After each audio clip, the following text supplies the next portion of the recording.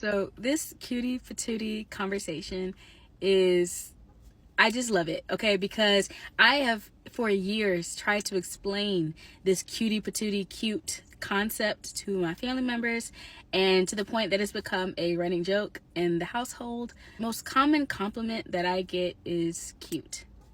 You're so cute. You're so cute. You're so cute. And I won't say that it's growing on me, but I will say I'm learning to accept it, because I can't escape it. It doesn't matter what I put on. It doesn't matter how much makeup I put on. It's giving cute. It's not giving sexy. It's giving cute. And I think I used to internally be offended because I felt like cute is for puppies. Cute is for babies and small children. And I kid you not, it doesn't matter where I go. People stop me and the compliment that comes out of their mouth is, you're so cute. Like, you're just so cute. And I don't care if it's a man. I don't care if it's a older woman. I remember being in college. I was a senior in college, and I had on, y'all, my auntie bought me a suit. I went to the job fair, and I'm dressed. I got my heels on, and this lady kind of waves me down. She's one of the vendors. Waves me down to come stop at her table. So here I am thinking, like, oh, like maybe like, job, or maybe I look really professional. And she proceeds to say, I just had to tell you, you were just so adorable. You were so cute. Like, I just want to squeeze your cheeks. I'm in a suit. I am learning the older that I get. I am 27, going on 28, that cute is my adjective. I'm cute. I'm accepting it. But I love seeing people who can relate, because I've tried to explain in my family, like, anytime I go somewhere and I'll text my mom, like, Mom, this lady just called me cute. She's like, oh, how dare she? How dare she call you cute? Like, damn her. Like, shout out to all the cutie patooties. Hi ladies, what's up? It's your host here, the Empress H Speaks. I want to talk about the cutie patootie conversation that was happening between the ladies. That not all ladies are baddie aesthetic. Some ladies are cutie patooties, and that's okay. Then we had a being step in that wasn't welcomed in the first place, trying to muddy up and pollute the whole conversation. Watch. So the girls started a conversation about being a cutie versus a baddie and accepting that they're a cutie and not a baddie. And for the fellas, I want to make sure that y'all understand the difference, so y'all know what y'all getting into between picking a cutie versus picking a baddie. And I don't want to just talk about the basic things like looks. Like, everybody can define the looks aspect, right? But there's a certain aspect of aura that a baddie versus a cutie carry, right? A cutie is who you wake up to in the morning, man. Like, you wake up to a cutie ready to start your day because she's the light of your world. You just know that the fact that she's in your life is a blessing, right? But a baddie, a baddie is who you go to bed thinking about. A baddie is the one who you start thinking about, damn, I got to make it rich. I got to make a meal, because you know you got to upkeep this baddie. A cutie is someone you like, I want to make a home with her. I want to build a home for her. I want to be able to do everything I can for her. A baddie, you want to serve a baddie. You want to be able to be the man that when she asks and she has a need, you take care of those needs. They're both the same, but both very different in the same way. Now you ask me, yo, what team are you on? You team cutie or team baddie? I'm not gonna lie to you, bro.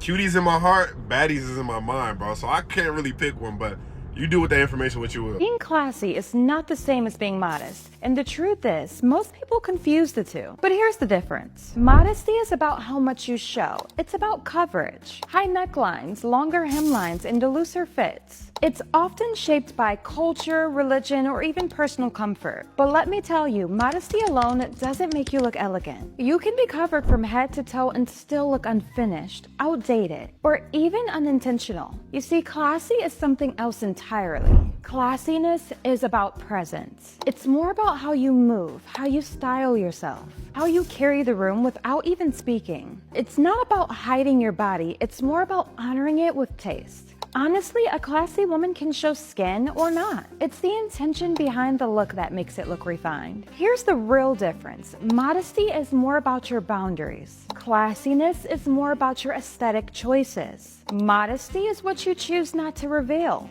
Classiness is how you choose to present. And we should all know you can be modest without being stylish. And you can be sexy but still be deeply elegant. Classy is not a dress code, it's a mindset. So, the next time someone tells you to cover up to be classy, remember this. You don't need to disappear to be respected. You just need to dress like you respect yourself. Bye for now. Toodles. As a woman who actually does cater to the male gaze for a living, I'm an OF girl, have been for years. Hate it, love it, I don't care. That's not the topic at hand. What is at hand, though, is I don't think a lot of you know what the male gaze is. And the way you guys are just so casually throwing it around is truly weird to me. And kind of disheartening, because when you throw terms like that around just in women's faces about maybe things that they like having French tips, for instance, white toenails, anything like that, okay? If you are suddenly the person to speak up and say, this is very male-centered, this is very male-gazy, you're the one that brought men into it. You are now centering men, and you are policing women on behalf of men. Men like weak and vulnerable women, and a really good way for that to happen is if we police ourselves in this manner. Because what it does is it isolates us from each other. It makes us feel vulnerable and insecure. And I think we all know by now that that is what men want. Okay? So speaking confidently, I can truly say I know what the male gaze is. And it is not anything like what you think at all. And unfortunately, men are going to perceive you as a woman, or as anybody, let's be honest here, however they see fit. It's a gross, disgusting feeling to sit with, but you have to sit with it. You have to understand that doesn't matter what you're wearing. It doesn't matter that you have French tips, white toenails, or that you posted a bikini picture, or that you posted an ugly double chin selfie. Men will perceive you however they want to. Yeah. It's gross. It's scary. It can be. But if you're another woman and you are going around policing other women about what they're wearing, anything like that, saying this is for men, this is for men, this is for men, unless that woman explicitly said so, like me doing my job, you're the problem. You are. It's time. Little keyboard warriors, put the keyboard down. And I need you to understand that we exist in a patriarchy, unfortunately, and you're helping them. I have a theory. I think that for the majority of women, the body aesthetics is something we play into or lean more into because it's trendy. We are more susceptible to outside influence. So we try it out in the process of finding ourselves.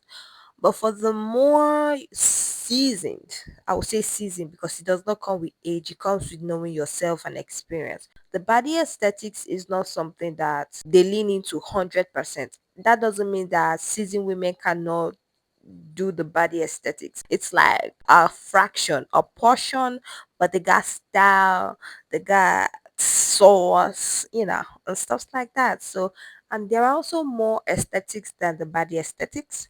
There is the cutie aesthetics, there is the ethereal aesthetics.